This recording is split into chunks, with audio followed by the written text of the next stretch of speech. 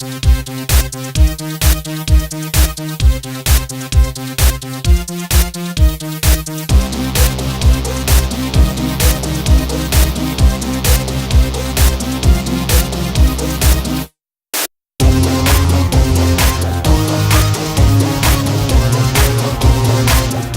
as anglers, we all have our own ideas about what baits to use on what jig heads or for what technique or whatever the case might be.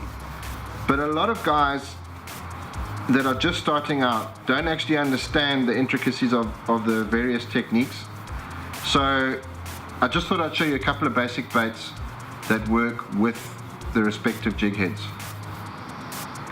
Now what we're going to do here is I'm going to show you basic rigging techniques for the respective jig heads, but a little bit later on you're going to see what they do in the water. And everything in bass fishing is about personal choice.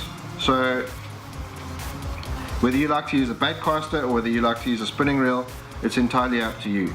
Both of them will work. So what that means is you're going to go with your lighter action rods and your lighter lines. So I'm going to give you a breakdown of what I've got here. These are my two rods that I would use for the respective techniques. This is a 7-foot medium Fost, and it's got 8-pound fluorocarbon, and this is a 6.4 to 1 reel. The spinning rod setup is a 6'10" medium, but you could use a 7-foot medium, you could use a 7'2" medium if you wanted to. You don't need a big reel because you don't need a lot of line. That's a major fallacy about finesse fishing. This has got 10-pound braid on it with an 8-pound fluorocarbon leader. It's as simple as that. Light line technique. If you're uncomfortable with light line, go to 10. If the water's dirtier, you can even go to 12. But the whole purpose of this technique, it's a finesse technique. It is a small bait technique. So keep it light.